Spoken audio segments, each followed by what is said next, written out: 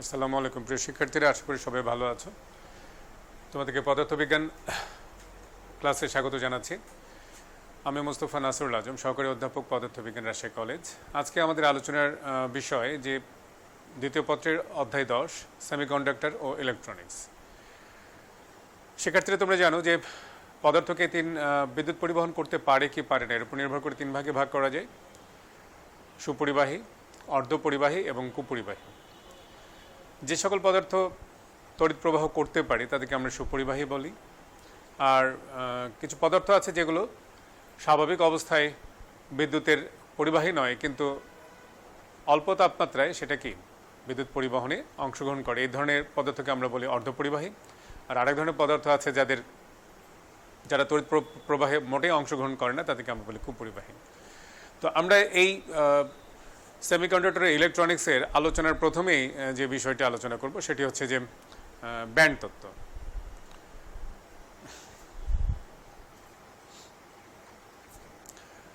শিক্ষার্থীরা, আমরা জানি যে একটি পরমাণুর কেন্দ্রে নিউক্লিয়াস থাকে এবং নিউক্লিয়াসকে কেন্দ্র করে ইলেকট্রনগুলো কতগুলো অনুমোদিত কক্ষপথে আবর্তন করে। এই কক্ষপথে যখন ইলেকট্রনগুলি আবর্তন করে তখন তাদের কোনো শক্তির ক্ষয় হয় না, এবং বিভিন্ন কক্ষপথে অবস্থানরত ইলেকট্রনগুলোর শক্তির মান ভিন্ন ভিন্ন।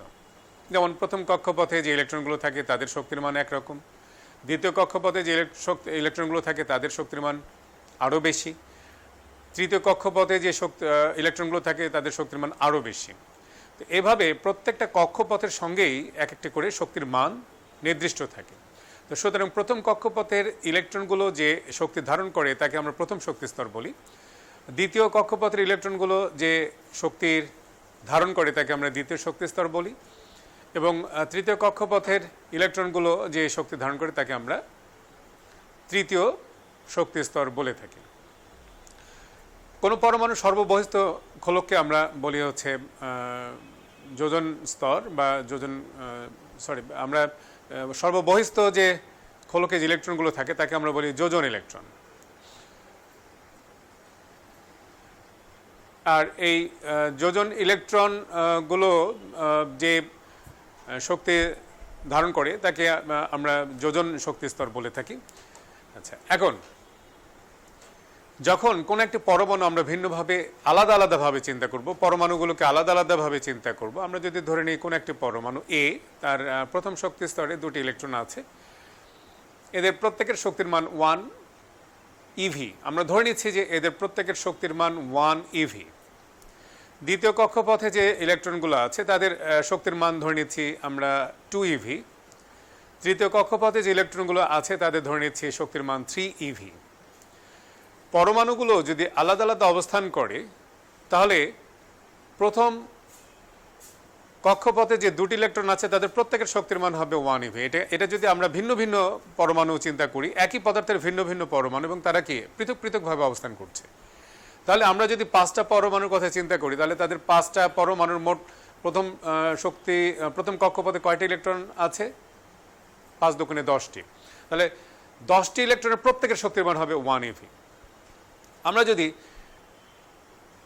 দ্বিতীয় কক্ষপথে ধরে নিচ্ছি 8টি ইলেকট্রন আছে এবং প্রত্যেকটি ইলেকট্রনের শক্তির মান হচ্ছে 2 ইভি।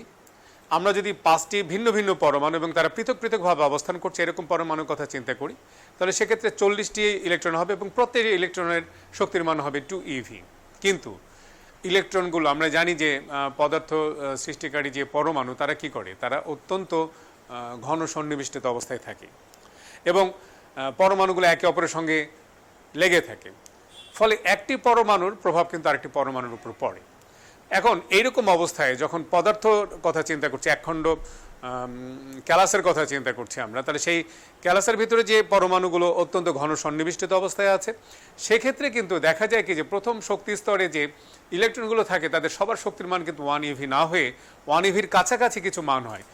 মানে কিছু কিছু ইলেকট্রন আছে যাদের শক্তির মান 1-এর চেয়ে কম হয়, কিছু কিছু ইলেকট্রন আছে যাদের শক্তির মান 1 ইভির চেয়ে বেশি হয়, এবং বাকি সবগুলো ইলেকট্রনের শক্তির মান কিন্তু এই রেঞ্জের ভেতরেই থাকে।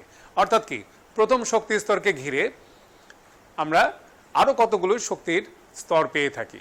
এই সবগুলো শক্তি স্তর মিলে তাহলে একটি ব্যান্ড গঠন করে। তোমরা চিত্রে দেখতে পাচ্ছ যে যে ফার্স্ট ব্যান্ড আমরা লিখছি যে প্রথম শক্তি স্তরকে ঘিরে তাহলে দেখা যাচ্ছে কি একটি ব্যান্ড গঠন হয়, অনেকগুলি শক্তির স্তর, অর্থাৎ কি 1 ইভি ইলেকট্রনকে ঘিরে আরও কিছু শক্তির স্তর পাওয়া যায় তার উপরে বা নিচে, এই সবগুলো মিলে তৈরি হচ্ছে একটি ইলেকট্রন ব্যান্ড, একটি এনার্জি ব্যান্ড, এটাকে আমরা বলছি ফার্স্ট ব্যান্ড। অনুরূপভাবে দ্বিতীয় শক্তি স্তরের প্রত্যেকটা ইলেকট্রনের শক্তির মান হওয়ার কথা ছিল 2 ইভি, কিন্তু তারা ঘন সন্নিবিষ্টিত অবস্থায় থাকার কারণে তাদের সবারই শক্তির মান 2 ইভি না হয়ে কারো কিছুটা বেশি হয় বা কারো কিছুটা কম হয়, অর্থাৎ 2 ইভিকে ঘিরে আরও কিছু শক্তির স্তর পাওয়া যায় এবং এই সবগুলো শক্তির স্তর মিলে আরেকটি ব্যান্ড গঠন করে যেটাকে আমরা বলছি সেকেন্ড ব্যান্ড। এভাবে সর্ববহিস্থ খোলকে যে ইলেকট্রনগুলো থাকে যেগুলোকে আমরা যোজন ইলেকট্রন বলে থাকি, এই যোজন ইলেকট্রনগুলো একই রকমভাবে যে ব্যান্ড গঠন করে তাকে আমরা বলি যোজন ব্যান্ড বা ভ্যালেন্স ব্যান্ড। এখন পরমাণুতে যে মুক্ত ইলেকট্রনগুলো থাকে সেই মুক্ত ইলেকট্রনগুলোকে নিয়ে আমরা আরেকটি ব্যান্ড বিবেচনা করি যেটাকে আমরা বলি কন্ডাকশন ব্যান্ড বা পরিবহন ব্যান্ড। মূলত কিন্তু পরিবহন ব্যান্ডের সমস্ত ইলেকট্রনই এরা পরমাণু নিউক্লিয়াসের সঙ্গে যুক্ত থাকে না, এরা মুক্ত অবস্থায় থাকে, কিন্তু ওই মুক্ত ইলেকট্রনগুলোর যে শক্তি সেই শক্তির কতগুলি স্তর মিলে যে ব্যান্ড গঠন হয় সেটাকে আমরা বলছি পরিবহন ব্যান্ড বা কন্ডাকশন ব্যান্ড। আমাদের এই ব্যান্ড তত্ত্বের আলোচনায় আমাদের এই যোজন ব্যান্ড এবং পরিবহন ব্যান্ড এইটি গুরুত্বপূর্ণ আলোচনা, এই দুটি নিয়ে আমরা আলোচনা করব। আর এই যে যোজন ব্যান্ড এবং পরিবহন ব্যান্ড এর মাঝের যে অঞ্চল অর্থাৎ যে শক্তির মান সেটাকে আমরা বলি ব্যান্ড গ্যাপ বা আমরা এটাকে বলি নিষিদ্ধ অঞ্চল বা নিষিদ্ধ ব্যান্ড। তো আমরা পরের স্লাইডে চলে যাচ্ছি। প্রিয় শিক্ষার্থীরা, তোমরা দেখতে পাচ্ছ স্ক্রিনে যে এখানে আমরা ভ্যালেন্স ব্যান্ড এবং কন্ডাকশন ব্যান্ড এটা নিয়ে আলোচনা করছি। মাঝখানের যে শক্তির মান এটাকে আমরা বলছি ফরবিডেন এনার্জি গ্যাপ, নিষিদ্ধ অঞ্চল। এখানের যে অর্থাৎ যোজন ব্যান্ড থেকে কোনো ইলেকট্রনকে যদি পরিবহন ব্যান্ডে যেতে হয় তাহলে সেক্ষেত্রে তাকে এই ফরবিডেন এনার্জি গ্যাপের যে শক্তির মান এইটুকু শক্তি অর্জন করেই যেতে হবে।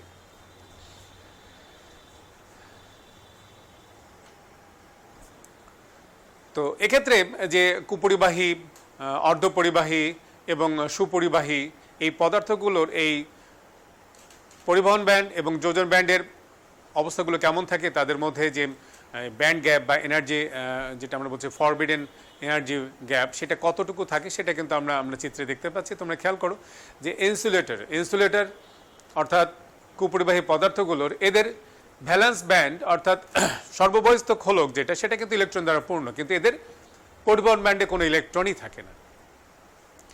এবং এদের যে নিষিদ্ধ অঞ্চল যেটা বলি আমরা যেটাকে আমরা বলছি যে নিষিদ্ধ শক্তি ব্যান্ড, ফরবিডেন এনার্জি গ্যাপ বা ফরবিডেন এনার্জি ব্যান্ড, এর মান কিন্তু অনেক বেশি, অর্থাৎ 5 ইভি বা তার চেয়ে বেশি। সুতরাং এই কুপরিবাহী পদার্থগুলোর যে যোজন ব্যান্ডে যে ইলেকট্রনগুলো আছে তাদের পক্ষে কোনোভাবেই সম্ভব হয় না এই এত পরিমাণ শক্তি অর্জন করা, এবং তারা কি কোনোভাবে মুক্ত হতে পারে না, অর্থাৎ পরিবহন ব্যান্ডে যেতে পারে না। সুতরাং কুপরিবাহী পদার্থের পরিবহন ব্যান্ডগুলি সবসময় খালি থাকে এবং এই জন্যই কুপরিবাহী পদার্থগুলো তড়িৎ প্রবাহে কোনো অংশগ্রহণ করে না। অর্ধপরিবাহী বা সেমিকন্ডাক্টর আমরা দেখতে পাচ্ছি যে সেক্ষেত্রে যে যোজন স্তর সেখানে কিন্তু বা যোজন কক্ষপথ বা যোজন স্তর সেখানে কিন্তু ইলেকট্রন থাকে, প্রচুর পরিমাণ ইলেকট্রন থাকে, অর্থাৎ এখানে যোজন ব্যান্ড ইলেকট্রন দ্বারা পূর্ণ, কিন্তু পরিবহন ব্যান্ড অল্প কিছু ইলেকট্রন থাকে, স্বাভাবিক অবস্থায় অল্প কিছু ইলেকট্রন থাকে, এই জন্য এরা কি স্বাভাবিক তাপমাত্রায় অল্প পরিমাণ তড়িৎ প্রবাহে অংশগ্রহণ করে। কিন্তু এদের এই যে ব্যান্ড গ্যাপ যেটা আমরা বলছি নিষিদ্ধ ব্যান্ড গ্যাপ, সেটির কিন্তু শক্তির মান নিতান্তই কম, এটি 1 ইলেকট্রন ভোল্ট এর মতন। অর্থাৎ কি সেক্ষেত্রে অর্ধপরিবাহী পদার্থগুলোর যোজন ব্যান্ডে যে ইলেকট্রনগুলো থাকে তাদের পক্ষে এই পরিমাণ শক্তি, অনেকের পক্ষেই এই পরিমাণ শক্তি অর্জন করা সম্ভব হয় এবং তারা কি করে এই নিষিদ্ধ অঞ্চল পার হয়ে তারা কন্ডাকশন ব্যান্ডে চলে যায়। এবং কন্ডাকশন ব্যান্ড অর্থাৎ সেক্ষেত্রে কন্ডাকশন ব্যান্ডে যদি পরিবহন ব্যান্ডে যদি মুক্ত ইলেকট্রনের সংখ্যা বেড়ে যায়, সুতরাং তখন তারা তড়িৎ প্রবাহে অধিক হারে অংশগ্রহণ করে। এই জন্যই সকল অর্ধপরিবাহী পদার্থ তাপমাত্রা বৃদ্ধির সঙ্গে সঙ্গে তাদের পরিবাহিতা বৃদ্ধি পায়। এবার আমরা পড়ব যে সুপরিবাহী পদার্থ, শিক্ষার্থীরা তোমরা দেখতে পাচ্ছ যে তোমাদের স্ক্রিনে যে সুপরিবাহী পদার্থের কিন্তু যে ভ্যালেন্স ব্যান্ড এবং কন্ডাকশন ব্যান্ড অর্থাৎ যোজন ব্যান্ড এবং পরিবহন ব্যান্ডের মাঝে কোনো রকম গ্যাপ থাকে না, কোনো নিষিদ্ধ অঞ্চল নেই। অর্থাৎ এখানে ভ্যালেন্স ব্যান্ডের কিছু ইলেকট্রন স্বাভাবিক তাপমাত্রাতে স্বাভাবিক অবস্থাতেই কি তারা পরিবহন ব্যান্ডের অংশ অর্থাৎ পরিবহন ব্যান্ডের অংশ বিশেষ থাকে। অর্থাৎ স্বাভাবিক তাপমাত্রাতেই এখানে প্রচুর পরিমাণে ইলেকট্রন থাকে যারা মুক্ত অবস্থায় থাকে এবং তারা তড়িৎ প্রবাহে অংশগ্রহণ করে। তো আমরা ব্যান্ড তত্ত্বের আলোচনা যেটা দেখলাম সেখানে তোমাদের এটা চিত্র দিয়ে বোঝানোর চেষ্টা করা হলো। আমরা এবার পড়ব সেমিকন্ডাক্টর।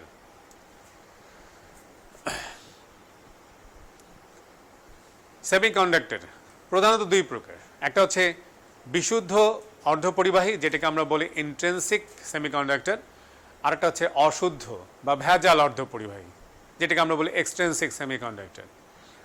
মোট কথা যে আমরা যদি সেমিকন্ডাক্টরের একখণ্ড ক্যালাস বিবেচনা করি সেখানে শুধুমাত্র যদি ওই অর্ধপরিবাহীর পরমাণুই থাকে তবে ওই ধরনের অর্ধপরিবাহীকে আমরা বলি ইন্ট্রিনসিক বা অন্তর্জাত বা বিশুদ্ধ সেমিকন্ডাক্টর। যেমন আমরা এখানে চিন্তা করছি, আমরা এখানে বিবেচনা করছি সিলিকন। তাহলে এই চিত্রে দেখো যতগুলো পরমাণু আমরা দেখাচ্ছি প্রত্যেকটি কি সিলিকন পরমাণু এবং এর মাঝে কিন্তু অন্য কোনো পদার্থের কোনো পরমাণু নেই। অর্থাৎ এখানে যে ক্যালাসটি বিবেচনা করছে তা শুধুমাত্র সিলিকন দ্বারা গঠিত। সুতরাং এটি একটি ইন্ট্রিনসিক বা অন্তর্জাত সেমিকন্ডাক্টর, বিশুদ্ধ সেমিকন্ডাক্টর। এই বিশুদ্ধ সেমিকন্ডাক্টরও কিন্তু এরা সবাই হয় কি সেমিকন্ডাক্টরগুলো হয় চতুর্যোজী, অর্থাৎ এদের বহিঃস্থলকে 4টি ইলেকট্রন থাকে এবং এরা কিন্তু একে অপরের সঙ্গে এই ইলেকট্রনকে শেয়ার করেই কোভ্যালেন্ট বন্ড গঠন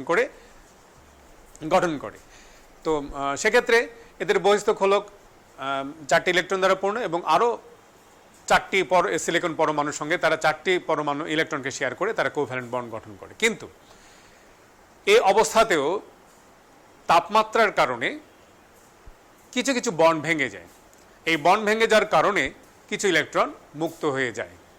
সুতরাং স্বাভাবিক তাপমাত্রাতেও বিশুদ্ধ অর্ধপরিবাহীতে কিছু মুক্ত ইলেকট্রন পাওয়া যায় এবং এই মুক্ত ইলেকট্রনগুলো কি করে, এই মুক্ত ইলেকট্রন মুক্ত হওয়া মানে আমরা ধরি যে এই সেমিকন্ডাক্টরের আলোচনায় যে একটি ইলেকট্রন মুক্ত হওয়া মানে কি একটি শূন্যস্থান তৈরি হয় যেটাকে আমরা ইংরেজিতে বলি হোল। তার মানে একটি ইলেকট্রন মুক্ত হওয়া মানে সেখানে একটা হোল সৃষ্টি হওয়া এবং এই ইলেকট্রনগুলোকে কিন্তু এই হোলগুলোকে অকুপাই করেই এটা কিন্তু তড়িৎ পরিবহনে অংশগ্রহণ করে। অর্থাৎ এই বিশুদ্ধ অর্ধপরিবাহী পদার্থেও কোভ্যালেন্ট বন্ড ভেঙে কিছু ইলেকট্রন মুক্ত হয়ে যায় এবং এই মুক্ত ইলেকট্রনগুলোই তড়িৎ প্রবাহে অংশগ্রহণ করে। এবার আমরা দেখতে পাচ্ছি যে এক্সট্রিনসিক বা বহির্জাত সেমিকন্ডাক্টর যেটাকে আমরা অশুদ্ধ মানে ভেজাল মিশ্রিত অপদ্রব্য মিশ্রিত বিশেষ উপায়ে কি করা হয়, অর্ধপরিবাহীতে অন্য কোনো পদার্থ মিশানো হয়, সেটি ত্রিযোজী বা পঞ্চযোজী পদার্থ মিশানো হয় এবং তার ফলে যে সেমিকন্ডাক্টর বা অর্ধপরিবাহী তৈরি হয় সেটাকে আমরা বলছি এক্সট্রিনসিক বা বহির্জাত সেমিকন্ডাক্টর। এইখানে দেখতে পাচ্ছ তোমরা চিত্রে যে সিলিকনের সঙ্গে আমরা কি করা হয়েছে যে আমরা ফসফরাসকে মিশিয়ে দেওয়া হয়েছে।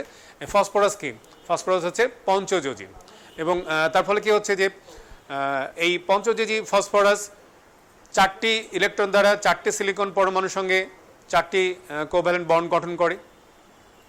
এর ফলে কি হচ্ছে একটি মুক্ত ইলেকট্রন থেকে যাচ্ছে। অর্থাৎ এখানে তাপমাত্রা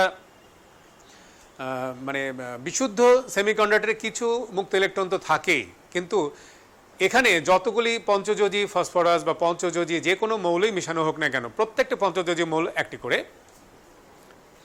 ইলেকট্রন দান করে, অর্থাৎ একটি করে মুক্ত ইলেকট্রন থাকে। একরকমভাবে তোমরা পাশে দেখতে পাচ্ছ বোরন ত্রিযোজী মৌল এখানে কি করা হয়েছে যে এখানে অর্থাৎ 3টি ইলেকট্রন দ্বারা 3টি বন্ড গঠন করে কিন্তু একটি বন্ড গঠন করার ক্ষেত্রে তাদের একটি ইলেকট্রনের অভাব থেকেছে এবং এই একটি ইলেকট্রনের অভাবকে আমরা বলছি একটি হোল। অর্থাৎ এক্ষেত্রে ইলেকট্রন মানে তড়িৎ প্রবাহে অংশগ্রহণ করার জন্য ইলেকট্রন পরিবহনের জন্য একটি করে হোল তৈরি হলো। অর্থাৎ তাহলে সেক্ষেত্রে এভাবে ত্রিযোজী বা পঞ্চযোজী মৌল আমরা মিশিয়েও আমরা কি করতে পারি, সেমিকন্ডাক্টর বিশেষ ধরনের সেমিকন্ডাক্টর তৈরি করে দেয়। সেই সেমিকন্ডাক্টরকে আমরা বলছি বহির্জাত সেমিকন্ডাক্টর। আমরা এবার এই বহির্জাত সেমিকন্ডাক্টর আবার দুই প্রকার।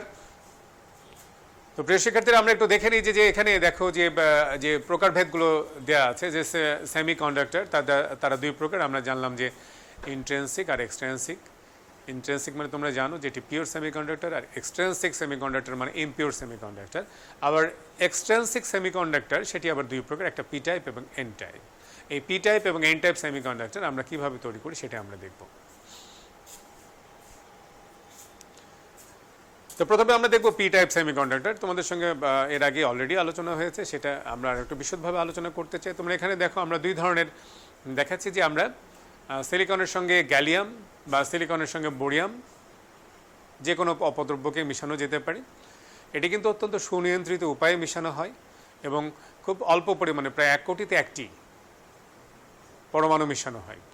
আচ্ছা, তাহলে সেক্ষেত্রে আমরা যদি গ্যালিয়াম পরমাণু সিলিকনের সঙ্গে যদি আমরা একটি গ্যালিয়াম পরমাণুকে যদি মিশিয়ে দিই তাহলে কী হচ্ছে, গ্যালিয়ামের 3টা বহিস্থ খোলকে 3টি ইলেকট্রন আছে, 3টি ইলেকট্রন 3টি সিলিকন পরমাণুর সঙ্গে 3টি বন্ড গঠন করলো, 3টি বন্ধন সৃষ্টি করলো। কিন্তু সেক্ষেত্রে চতুর্থ সিলিকনের সঙ্গে সিলিকন পরমাণুর সঙ্গে তার বন্ড গঠন করতে যে একটি ইলেকট্রনের অভাব দেখা দিল। এই একটি ইলেকট্রনের অভাবকে আমরা বলতেছি হোল।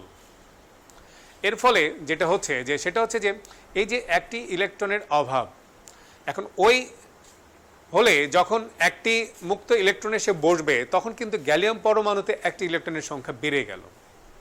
ফলে কি এক্ষেত্রে কিন্তু প্রত্যেকটা গ্যালিয়াম পরমাণু একটি করে ঋণাত্মক আয়নে পরিণত হবে।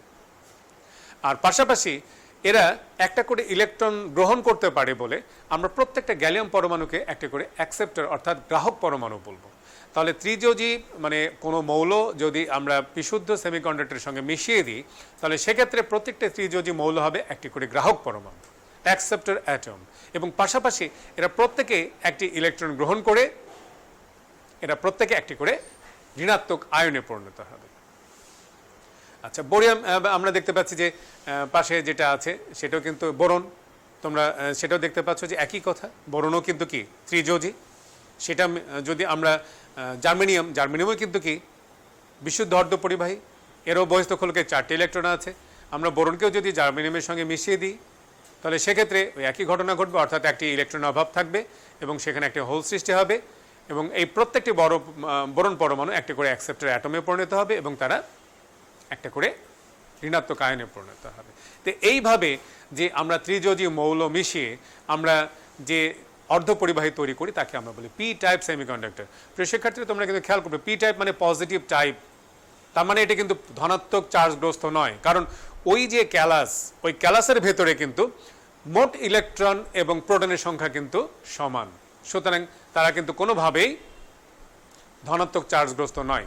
তবে এখানে একটি ইলেকট্রনের অভাব মানে কি আমরা ধরে নিই এটি ধনাত্মক প্রকৃতি, এই জন্য এটাকে বলা হয় পজিটিভ টাইপ বা পি টাইপ সেমিকন্ডাক্টর।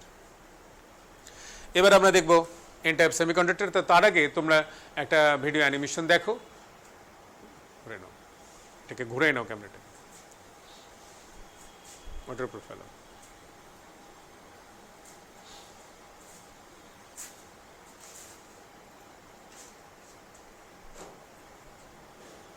এখানে বিশুদ্ধ সিলিকন পরমাণুর মধ্যে আমরা দেখো যে আমরা একটি বোরন পরমাণুকে মিশিয়ে দিলাম, প্রতিস্থাপন করলাম একটি সিলিকন পরমাণুকে।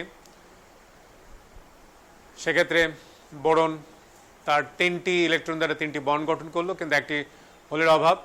দেখো ইলেকট্রনগুলো, ফ্রি ইলেকট্রনগুলো কী করছে, ওই হোলগুলোকে অকুপাই করে করে তারা কিন্তু মুভ করছে, অর্থাৎ তড়িৎ প্রবাহিত করছে। এছাড়াও তো একটি বোরন পরমাণু কিন্তু একটি হোল সৃষ্টি করলো, এছাড়াও কিন্তু কি স্বাভাবিক তাপমাত্রাতেই কিছু হোল সৃষ্টি হয় বিশুদ্ধ অর্ধপরিবাহের মধ্যেও, তো সেগুলো তো থাকবেই। যদি দেখো এখানে খেয়াল করো যে একটা বিশুদ্ধ ক্যালাসে, অর্ধপরিবাহী ক্যালাসে যদি 2টি হোল আগে থেকেই থেকে থাকে, কিন্তু একটি বোরন পরমাণু মিশনের ফলে কিন্তু আরেকটি নতুন করে হোল সৃষ্টি হলো।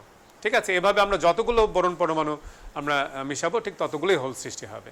এবং এক্ষেত্রে এই যে বোরন পরমাণু যে হোলগুলো সৃষ্টি করছে, অর্থাৎ যদি আমরা কোনো একটি অর্ধপরিবাহের ভেতরে আমরা যদি 1 লক্ষ বোরন পরমাণু মিশিয়ে দিই তাহলে সেখানে 1 লক্ষ হোল পাবো, কিন্তু তাপমাত্রার কারণেও কিন্তু এই যে পরিবাহীটা আমরা ক্যালাস যে পেলাম তার মধ্যে কিন্তু কিছু ইলেকট্রন মুক্ত হয়ে যাবে, তাই না? কি কিছু বন্ড ভেঙে কিছু ইলেকট্রন মুক্ত হবে। সেক্ষেত্রে কিন্তু দেখা যাবে ওই ক্যালাসের ভেতরে কিন্তু কিছু, অর্থাৎ ওই অর্ধপরিবাহী পদার্থের মধ্যে 1 লক্ষ যদি বোরন পরমাণু মেশানোর ফলে 1 লক্ষ হোল সৃষ্টি হয়, তবে দেখা গেল ওখানে হয়তো বা 1000 বা 2000 মুক্ত ইলেকট্রনও থাকবে, যেটা পরমাণুর ওই সিলিকন পরমাণুর বন্ডগুলো ভেঙে তৈরি হবে।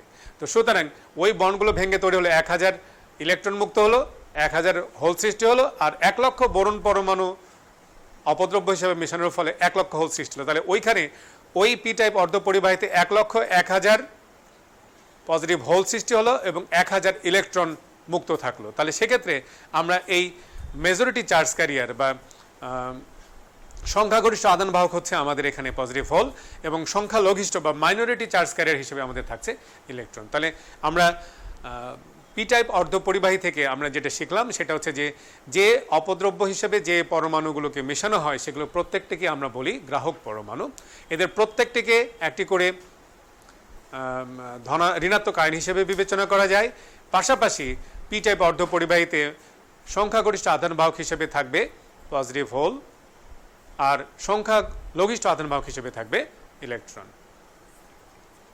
মনে নাও।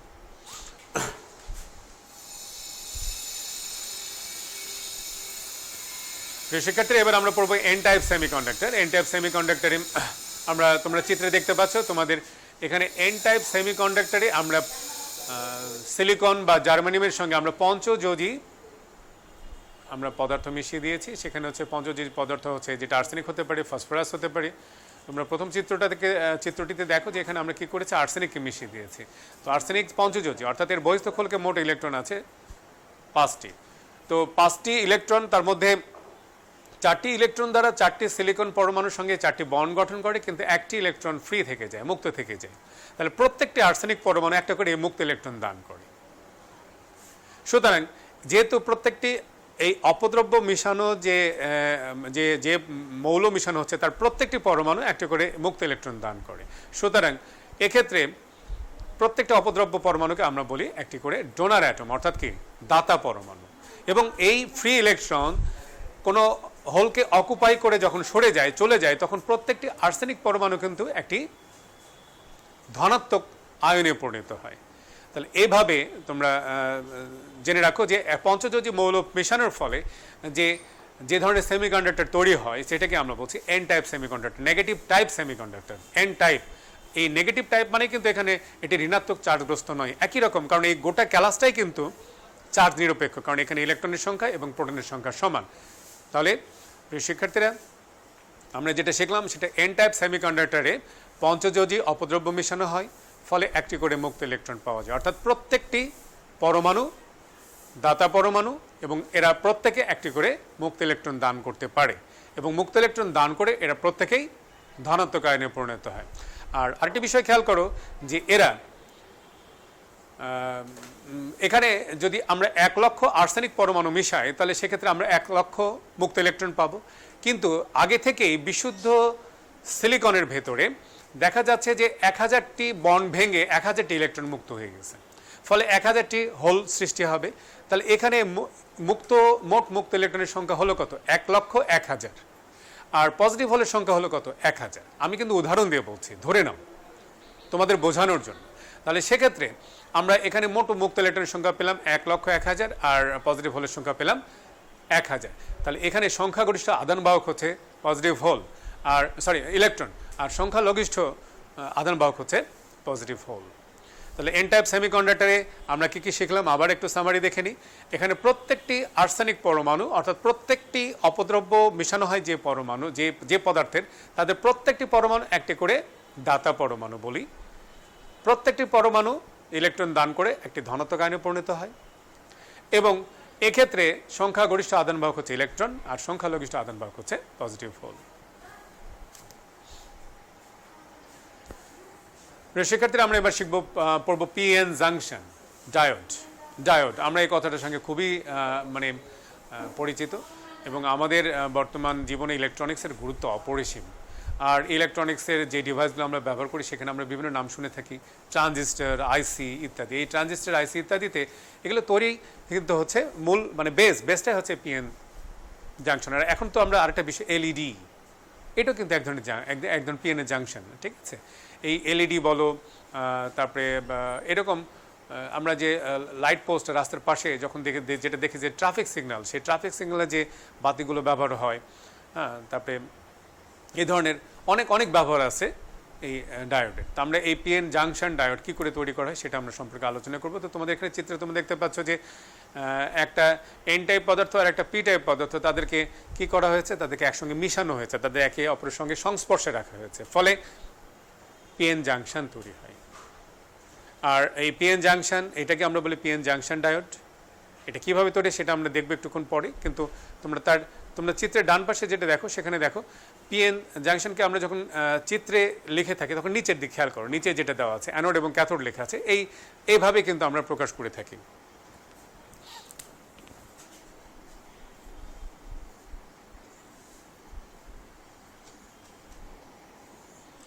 বর্তনীতে যখন আমরা ডায়োড বা জাংশনকে প্রকাশ করব তখন এটা এইভাবে, এবং সেটা হচ্ছে এটা এন টাইপ, আর এই পাশটা হচ্ছে পি টাইপ।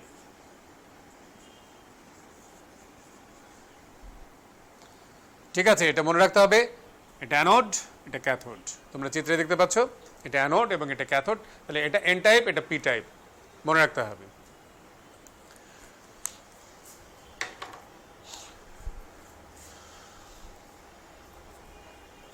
তো আমরা এবার একটা ভিডিও অ্যানিমেশন দেখব যে কি করে পিএন জাংশন ডায়োড তৈরি করা হয়, সেটি ঘুরে নাও।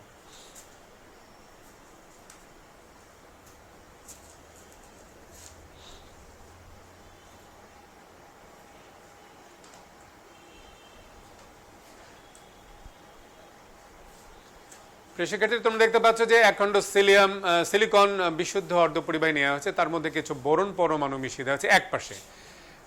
গোটা মানে যে ক্যালাসটা সেটা কিন্তু গোটাটাই কিন্তু কি সিলিকন বিশুদ্ধ অর্ধপরিবাহী।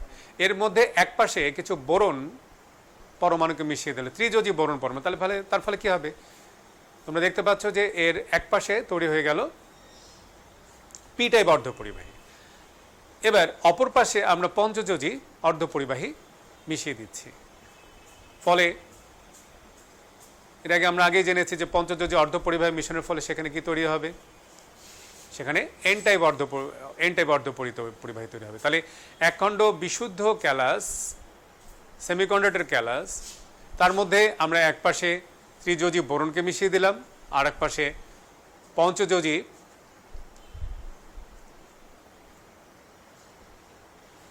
ফসফরাসকে মিশিয়ে দিলাম, ফলে এক পাশে অ্যানোড তৈরি হলো, আরেক পাশে ক্যাথোড তৈরি হলো, অর্থাৎ এক পাশে পি টাইপ অর্ধপরিবাহী তৈরি হলো, আরেক পাশে এন টাইপ অর্ধপরিবাহী তৈরি হলো।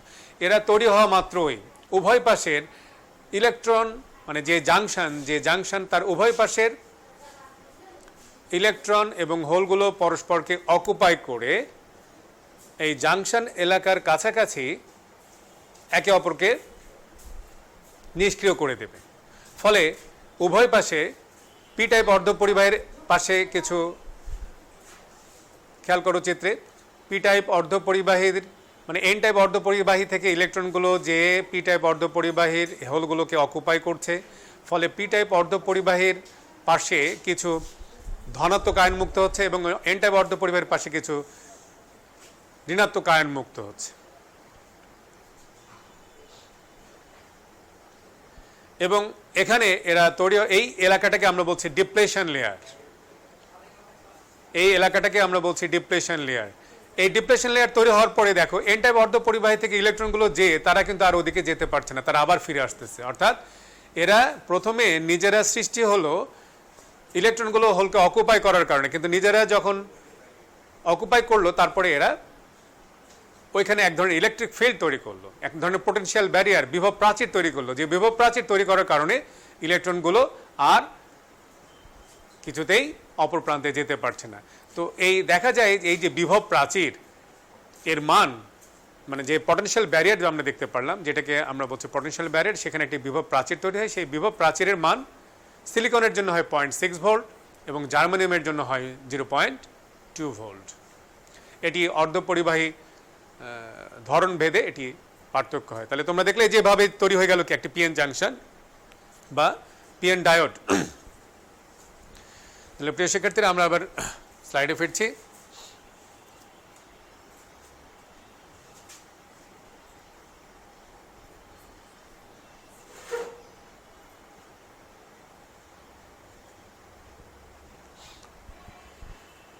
এবার আমরা পড়ব সম্মুখী ঝোঁক ও বিমুখী ঝোঁক।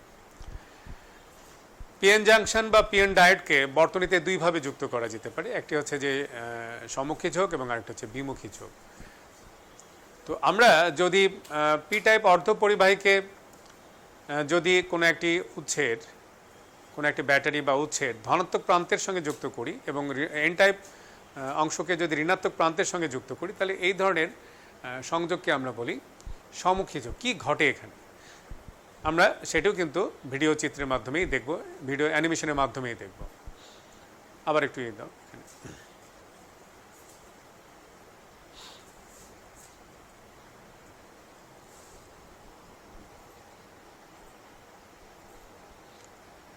শিক্ষার্থী তোমরা দেখতে পাচ্ছ যে এখানে আমরা একটি ব্যাটারি তার ধনাত্মক প্রান্তের সঙ্গে পি টাইপ এবং ঋণাত্মক প্রান্তের সঙ্গে এন টাইপ পদার্থকে যুক্ত করেছি।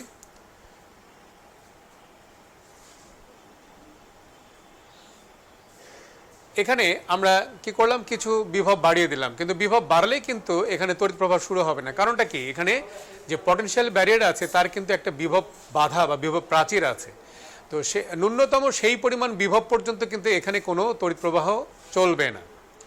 আমরা কিন্তু পড়লাম যে এটা যদি সিলিকন হয় তাহলে সেটা কত 0.6, তাই না? তাহলে 0.6 ভোল্ট বিভব পর্যন্ত এখানে কোনো তড়িৎ প্রবাহ চলবে না। আর তড়িৎ প্রবাহ যদি 0.6 ভোল্টের চেয়ে বাড়িয়ে দেওয়া হয় তবে এখানে কি তড়িৎ প্রবাহ চলতে শুরু করবে। সুতরাং সম্মুখী ঝোঁকের বেলায় আমরা খুব অল্প বিভব পর্যন্ত, অর্থাৎ ওই যে পটেনশিয়াল ব্যারিয়ার যেটা বলি, ওই বিভব বাধা পর্যন্ত কোনো তড়িৎ প্রবাহ চলে না। তবে তার চেয়ে যদি বিভবটা বাড়াতে শুরু করা হয় তবে সেক্ষেত্রে এটি চলতে শুরু করে। যেমন এখন আমরা বিভব সেই তার চেয়ে বাড়িয়ে দিলাম, এখন ইলেকট্রনগুলো চলতে শুরু করলো। ইলেকট্রনগুলো চলতে শুরু করা মানেই বিভব প্রাচীরটা ওখানে সরে গেল এবং কি ইলেকট্রনগুলো চলতে শুরু করলো, ফলে তড়িৎ প্রবাহ চলতে শুরু করলো। তাহলে আমরা দেখতে পাচ্ছি যে পিএন জাংশনের মধ্যে তড়িৎ প্রবাহ শুরু হলো। এবার রিভার্স বায়াস বা বিমুখী ঝোঁক। তোমরা দেখো, বুঝতে পারছো যে যদি ধনাত্মক প্রান্তের সঙ্গে এন টাইপ এবং ঋণাত্মক প্রান্তের সঙ্গে পি টাইপকে যুক্ত করে এই ধরনের ঝোঁককে বলা হয় সম্মুখী ঝোঁক। এবং এই ক্ষেত্রে এরকম ঝোঁকের বেলায় যদি আমরা বিভব বাড়িয়ে দিই তাহলে কি হয়, শিক্ষার্থীরা খেয়াল করছো যে এই ধনাত্মক প্রান্ত ইলেকট্রনগুলোকে তার নিজের দিকে আকর্ষণ করে আর ঋণাত্মক প্রান্ত পজিটিভ হোলগুলোকে নিজের দিকে আকর্ষণ করে। ফলে কি হয়, এই ব্যারিয়ারটা আরও বেড়ে যায়। অর্থাৎ সেখানে তো তড়িৎ প্রবাহ হওয়ার দূরের কথা, বরং ব্যারিয়ারটা আরও মান বেড়ে যায়, ফলে তড়িৎ প্রবাহ বন্ধ হয়ে যায়।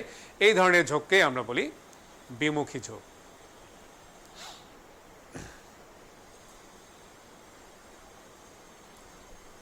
আর তবে সেক্ষেত্রে বিমুখী ঝোঁকের বেলাতেও কিন্তু কিছু অল্প পরিমাণ তড়িৎ প্রবাহ হয়। কেন? কারণ কিন্তু উভয় পি টাইপ এবং এন টাইপ উভয় পরিবাহীতে কিন্তু কিছু ঋণাত্মক মাইনরিটি চার্জ ক্যারিয়ার থাকে, অল্প কিছু, তাই নাকি? তো বাইসিংটা কিন্তু তাদের ফেভারে আছে। সুতরাং তার ফলে কি হয়, ওই মাইনরিটি চার্জ ক্যারিয়ারগুলো প্রবাহিত হয়। ফলে সেক্ষেত্রে খুব সামান্য পরিমাণ তড়িৎ প্রবাহ আমরা পেয়ে থাকি, মাইক্রো অ্যাম্পিয়ার লেভেলে কিছু তড়িৎ প্রবাহ পেয়ে থাকি। তো বিমুখী ঝোঁকের বেলায় প্রধানত কি হয়, বিমুখী ঝোঁকের বেলায় তড়িৎ প্রবাহ বন্ধ হয়ে যায়, কিন্তু খুব সামান্য পরিমাণ তড়িৎ প্রবাহ পাওয়া যায়। কেন? সেখানে কিছু মাইনরিটি চার্জ ক্যারিয়ার প্রবাহিত হয়।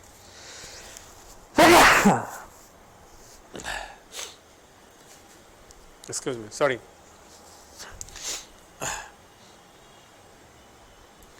তো প্রিয় শিক্ষার্থীরা, আজকে আমাদের আলোচনা এই পর্যন্তই। আমরা